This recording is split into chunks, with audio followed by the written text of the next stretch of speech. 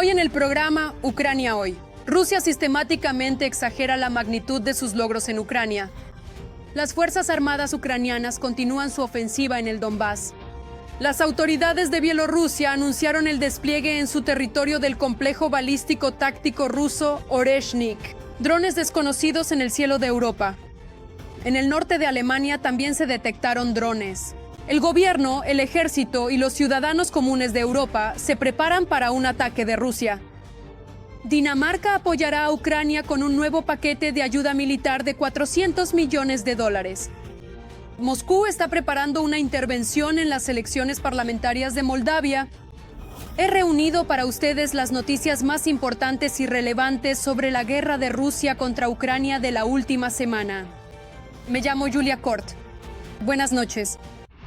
Rusia exagera los éxitos en el frente. Los institutos de estudios de la guerra señalan que el Ministerio de Defensa de la Federación Rusa sistemáticamente exagera la magnitud de sus llamados logros en Ucrania. En los informes oficiales, el Kremlin informa sobre la captura de nuevos territorios y localidades. Sin embargo, en realidad se trata solo de avances insignificantes o incluso de combates posicionales. Según el Ministerio de Defensa de Rusia, en el período del 1 de enero al 25 de septiembre de 2025, las tropas rusas supuestamente capturaron al menos 4.714 kilómetros cuadrados en todo el teatro de operaciones y 205 localidades ucranianas. Sin embargo, los institutos de estudios de la guerra estiman que durante este año las tropas rusas solo lograron capturar 3.434 kilómetros cuadrados. De este modo, la sobreestimación total supera los 1.200 kilómetros cuadrados, lo que representa casi un tercio más que las cifras reales. Esta táctica está dirigida a crear la ilusión de una victoria inevitable y a mantener la propaganda interna. Al mismo tiempo, los datos reales muestran que el avance ruso sigue siendo lento y que no se ha logrado un punto de inflexión estratégico en el frente. Las fuerzas ucranianas continúan su avance en la dirección de Konstantinovka-Druzhkovka en el Donbass. El Instituto Americano para el Estudio de la Guerra informó en su reporte que las fuerzas ucranianas lograron avances tácticos en la zona de Konstantinovka y Druzhkovka. Esta información la obtuvieron a partir de los reportes de blogueros militares rusos. Al mismo tiempo, los ocupantes continúan con acciones activas en otras zonas, pero se enfrentan a una fuerte resistencia por parte de las fuerzas ucranianas. La situación sigue siendo tensa. Bielorrusia declaró el despliegue en su territorio del complejo balístico táctico ruso Oreshnik. Así lo informó el ministro de Asuntos Exteriores de Bielorrusia en una reunión en Nueva York. Según él, la decisión tiene un carácter defensivo y Oreshnik garantizará la seguridad nacional del país. La iniciativa provino del autoproclamado presidente Alexander Lukashenko, quien en 2024 solicitó a Putin el despliegue del complejo en Bielorrusia. Anteriormente en el país se llevaron a cabo los ejercicios conjuntos ruso-bielorrusos Zapad 2025, donde se probó el complejo de misiles Oreshnik bajo la observación de representantes estadounidenses. Existe información que no se ha hecho pública de que el segundo lanzamiento de Oreshnik fue fallido, ya que no lograron ponerlo en marcha. Pero los rusos no le contaron esto a nadie. El complejo Oreshnik ya se dirige a Bielorrusia, y así lo declaró Alexander Lukashenko al responder preguntas de periodistas en Moscú. No nos dejaron otra opción.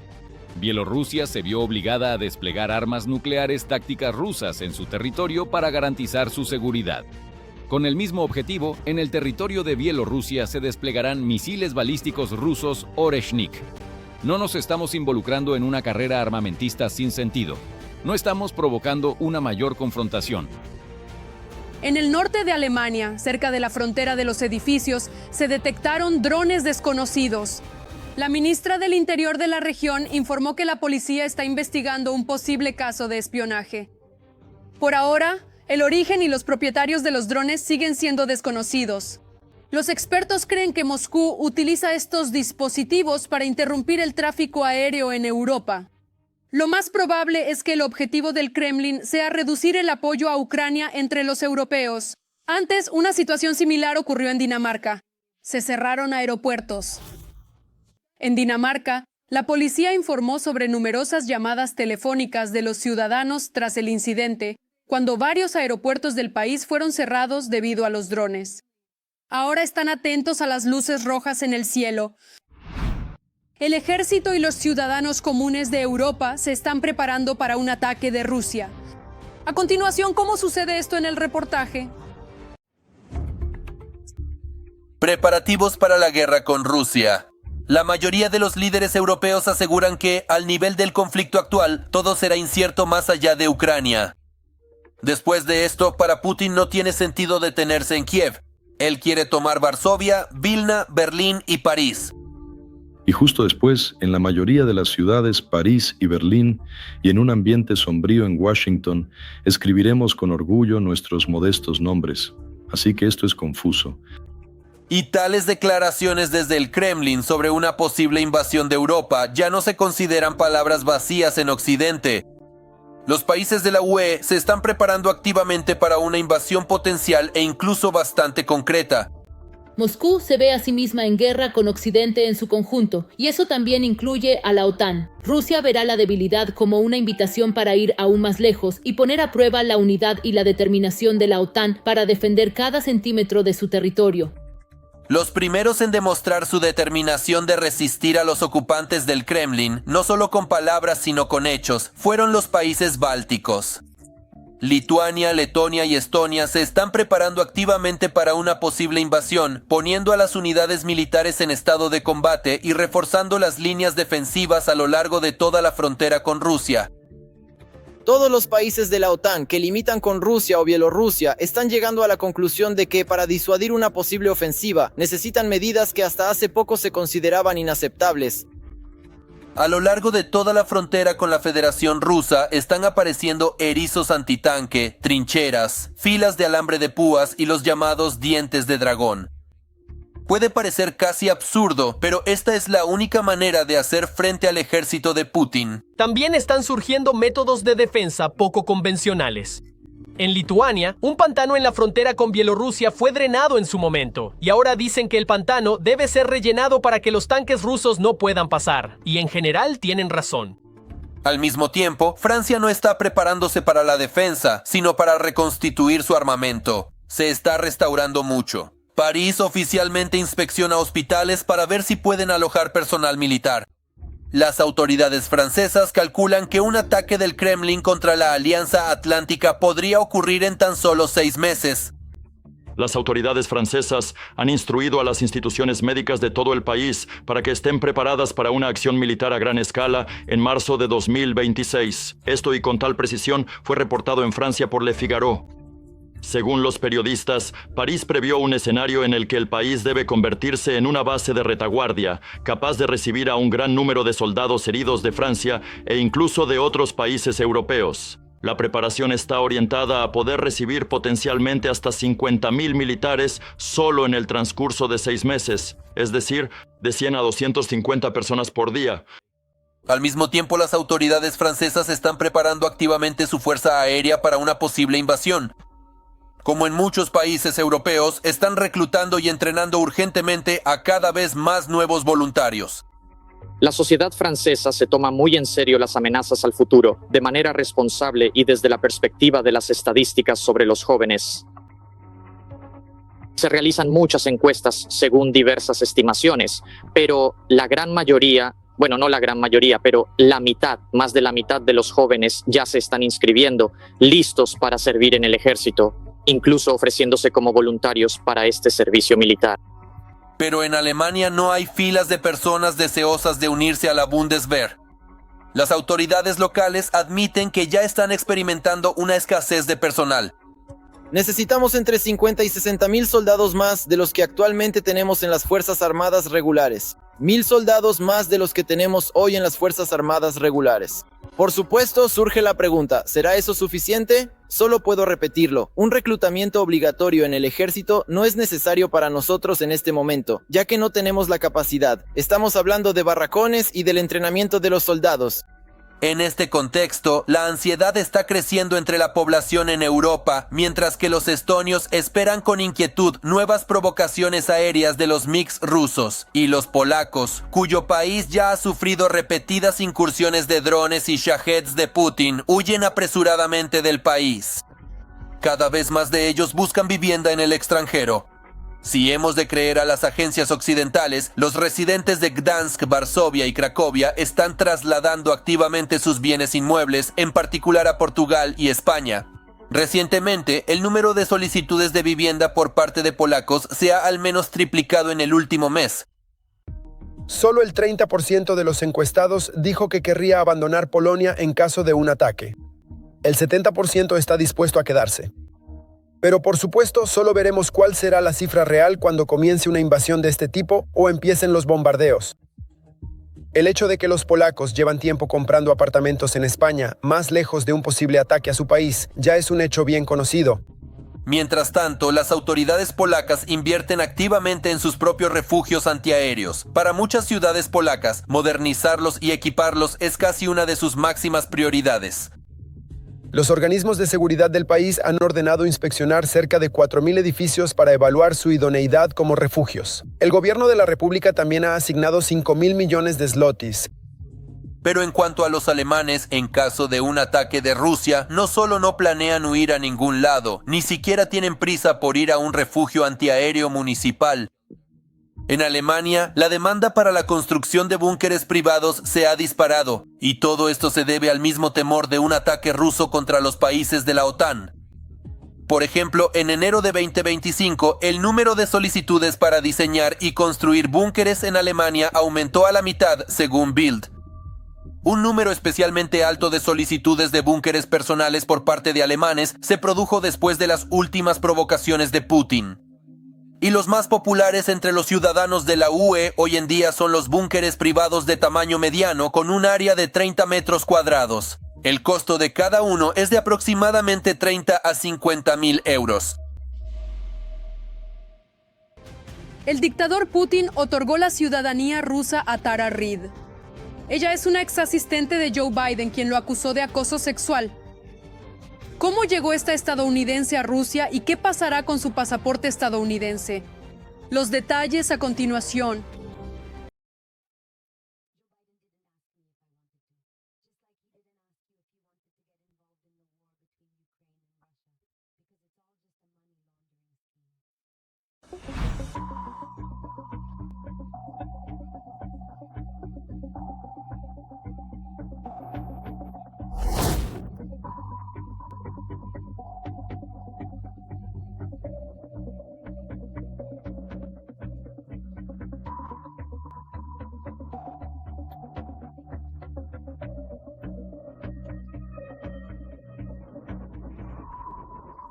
Gracias, Margarita Simoñan, por apoyarme y ayudarme con la ciudadanía y en Rusia hoy. Estoy muy contenta de trabajar en Rusia hoy. Soy feliz. Ella es una publicista y activista estadounidense. Pero Tara Reid se hizo conocida no por sus artículos, sino después de hablar sobre su trabajo como asistente en la oficina de Biden a principios de los años 90, cuando él era senador. En 2020, mientras su antiguo jefe era el jefe de jefes, Biden fue finalizado que su acusación por acoso democrático a la presidencia de repente llenó un informe de agresión sexual sin nombrar al autor. Él puso sus manos en mi cabeza y empezó a empujar mi cabeza. Ella dijo a periodistas que fue Biden quien la agredió sexualmente en un pasillo del Congreso en 1993, cuando él era senador y ella trabajaba para él. Él me inmovilizó con fuerza contra la pared fría y dura y luego me tocó deliberadamente allí con sus manos intrusivas. No fue solo acoso. Él quería demostrar que era dominante. Lo que realmente me estás contando suena mucho más a una forma grave de violación que simplemente acoso. Ocurrió solo una vez, cuando estábamos solos. Estaba en el lugar equivocado, en el momento equivocado, lamentablemente. La campaña de Biden negó las acusaciones y nunca se presentaron cargos oficiales en su contra. Cuando hablé sobre la agresión sexual por parte de Joe Biden en Estados Unidos, recibí amenazas. Espero que haya una investigación sobre este caso y quiero testificar en ella. Estoy lista para testificar bajo juramento que fui violada por Joe Biden. Reid afirmó que después de hacer sus acusaciones, lo perdió todo, incluido su trabajo. Él me quitó mi futuro. No quería ser la amante de un senador. Quería convertirme en senadora yo misma. Después de eso, Tara decidió publicar un libro autobiográfico titulado Left Out When the Truth Doesn't Fit.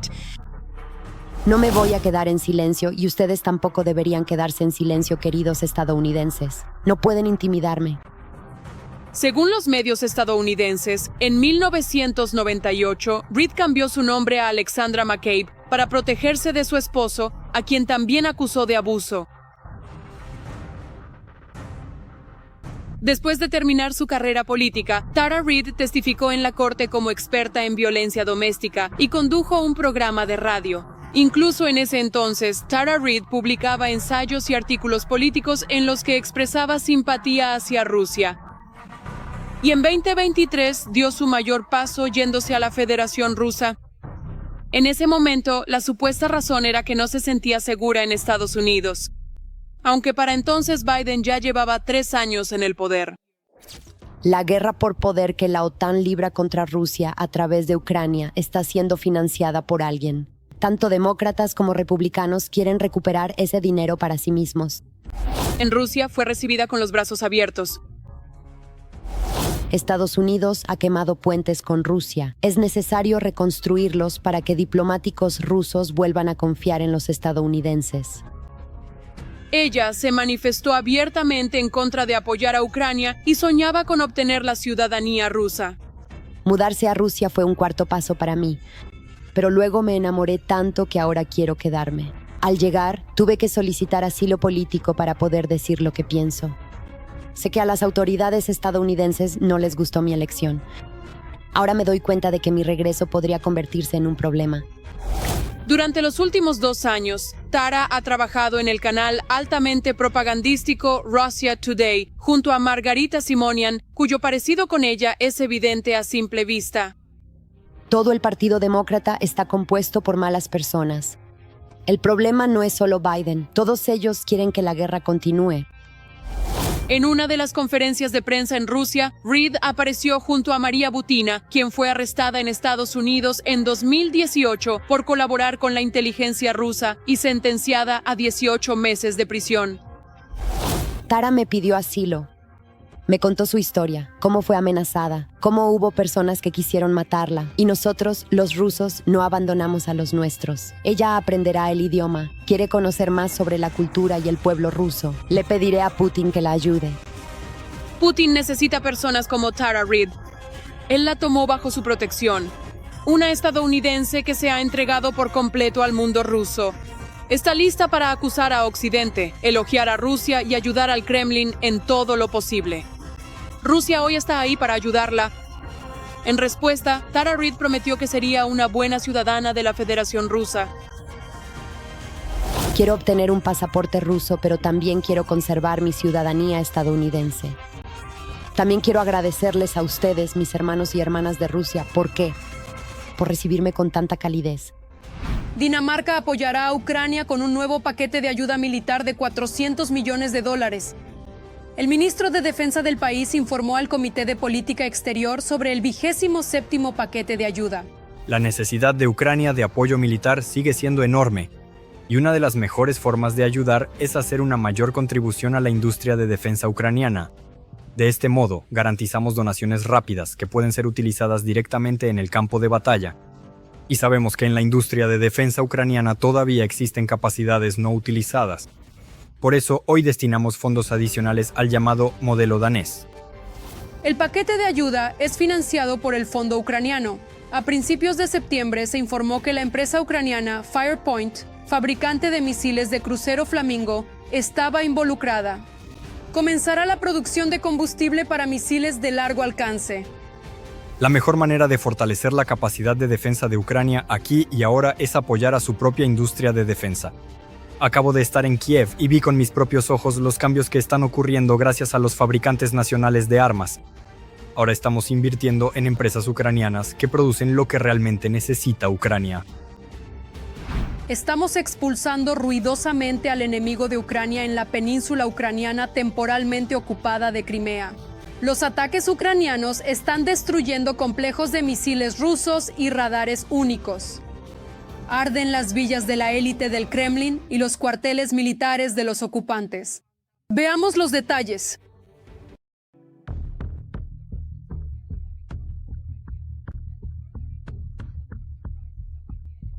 Crimea, gradualmente, si hacemos una analogía, gracias a la guerra defensiva ucraniana, se está convirtiendo en una especie de Kornovaevka del Kremlin, donde el ejército ruso, los ocupantes rusos y, de hecho, su armamento y su personal son constantemente atacados. El ejército ucraniano tiene un claro entendimiento de dónde se encuentran los ocupantes rusos en la Crimea ocupada y hace todo lo posible para atacarlos.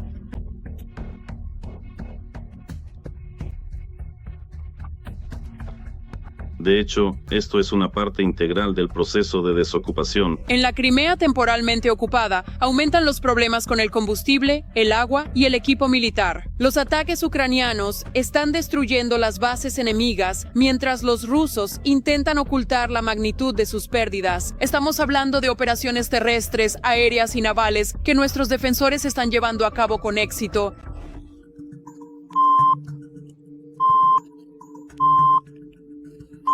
Hoy, las instalaciones rusas en Crimea que han sido atacadas, permítanme enfatizar, son instalaciones militares, son aquellas que representan una amenaza no solo para la propia península porque están allí, sino que también amenazan a otras regiones de nuestro país.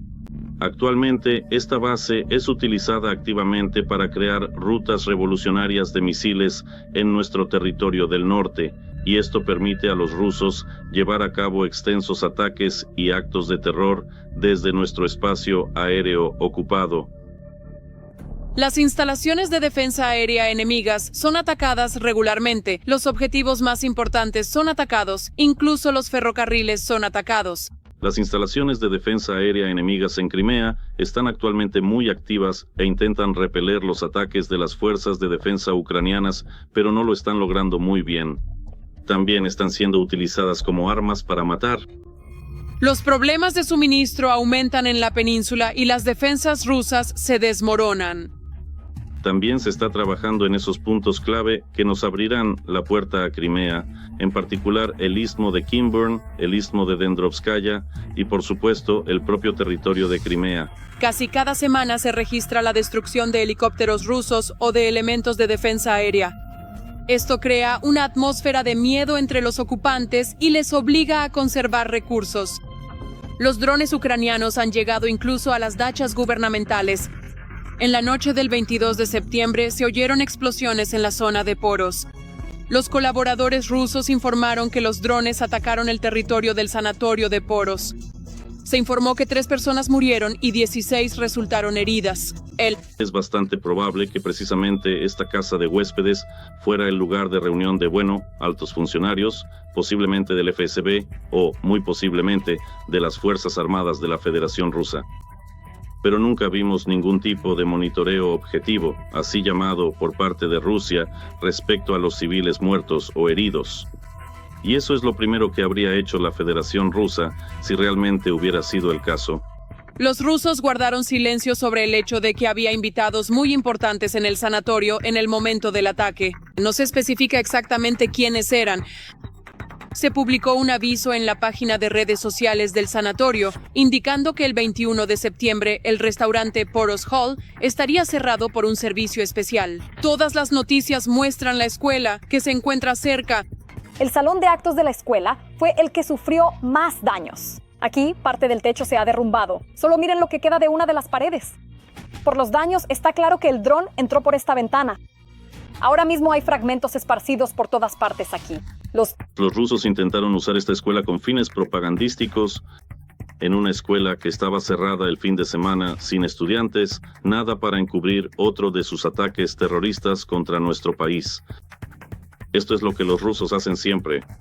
Pero, de nuevo, en realidad no se trata de que la escuela haya sido alcanzada. Se trata de la casa de huéspedes con el mismo nombre, Terletsky, que está ubicada frente a la escuela. Cerca está Dacha Gubernamental 11, instalación Zarya. Aquí plataforma para helicópteros. Así que siempre hay agentes del FSO presentes y pueden ser traídos para asegurar reuniones. Estamos demostrando que hoy nuestras fuerzas de defensa, utilizando diversos medios de poder de fuego, pueden alcanzar a los ocupantes en cualquier lugar de nuestra Crimea. En cualquier lugar, norte, sur, oeste, oeste. Y hoy no hay ni una sola instalación en Crimea que no pueda ser alcanzada por nuestras fuerzas de defensa. Una vez más, la defensa aérea y antimisiles rusa ha demostrado su incompetencia. Son incapaces de proteger tanto a Rusia como a los territorios temporalmente ocupados. El sistema de defensa aérea y antimisiles en Crimea está siendo destruido, y este es el camino hacia la desmilitarización de Crimea, y lo más importante es la ocupación. Estamos en el camino correcto. La flota de aeronaves rusas en la península ocupada se ha reducido como resultado de la exitosa operación de combate de la Unidad Especial de Inteligencia de Defensa de Ucrania, GHOSTS. Fueron alcanzados 3 helicópteros enemigos Mi-8 multipropósito, así como la costosa estación de radar rusa Nevo-U. En pocos días fueron destruidos 4 helicópteros y 2 singulares aviones anfibios B-12 Chika. En realidad quedan muy pocos en la flota del Mar Negro. Si no me equivoco, solo 6. 2 de ellos ya han sido destruidos. Los oficiales de inteligencia mostraron meticulosamente imágenes impactantes de toda la operación y un video detallado de los extensos restos de uno de los helicópteros destruidos. Crimea se ha convertido en un símbolo del colapso del combustible. Se trajo una gran cantidad de combustible aquí para reabastecer el equipo militar ruso. Como resultado, ahora hay escasez y precios récord de combustible en la península. El aumento en los precios de la gasolina está relacionado con los ataques de Ucrania a las refinerías de petróleo rusas. El video muestra Sebastopol.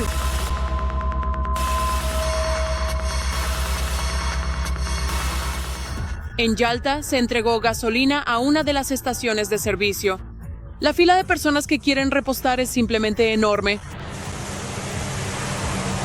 Ningún participante de Rusia, ni siquiera antes de la ocupación en Crimea, entendía que esto era un problema. Ellos afirmaban que esto era solo un estigma hessiano. Los grandes hermanos de Crimea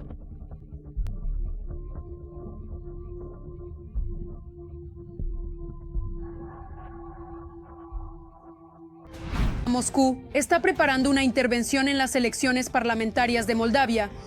Hoy ya se celebran elecciones parlamentarias en Moldavia que pueden determinar el futuro del país y consolidar el rumbo proeuropeo de la presidenta Maya Sandu y su partido. Según Bloomberg, Moscú ha desarrollado una estrategia multifacética para desestabilizar la situación y socavar la integración europea de Chisinau. El primer reclutamiento, la diáspora. Las estructuras rusas buscan organizar la participación de ciudadanos moldavos en el extranjero, especialmente en los países de la Unión Europea, para influir en la afluencia a los centros de votación. La segunda, protestas provocadoras. Jóvenes de clubes deportivos y redes criminales pueden participar en manifestaciones que desestabilicen las elecciones y cuestionen los resultados. La tercera, ataques informativos. La Federación Rusa difunde desinformación a través de redes sociales, incluyendo TikTok y Facebook. Incluso utilizando sacerdotes de la Iglesia Ortodoxa rusa y bots, los miembros de la red reciben $170 al mes por publicar materiales prorrusos, incluyendo acusaciones contra el gobierno y amenazas a los votantes con temas como LGBT y trata de niños. Además de la propaganda en línea, los coordinadores realizan encuestas encubiertas entre los habitantes de Chisinau, grabando en secreto las voces de los partidarios de las fuerzas prorrusas para posibles acusaciones de fraude. La financiación proviene directamente de Rusia a través de Promsvyazbank, vinculado al Ministerio de Defensa de la Federación Rusa y al oligarca Elon Shor. Hace un año, Sandu apenas logró ganar su segundo mandato presidencial y las investigaciones demostraron que Moscú estaba preparando mercenarios en Serbia y Bosnia para organizar un golpe de Estado. Según las estimaciones de Sandu, el Kremlin gastó alrededor de 150 millones de euros en la injerencia electoral, lo que equivale a casi el 1% del PIB del país. Sandu enfatiza que la protección de las elecciones parlamentarias no es solo una cuestión de política interna, sino también de seguridad regional. Eso es todo por hoy. Yo soy Julia Kort. Les agradezco por estar con nosotros. Leo sus comentarios y siento su apoyo. Fuerza para los defensores ucranianos. Gloria a Ucrania. Suscríbanse, denle like y hasta la próxima.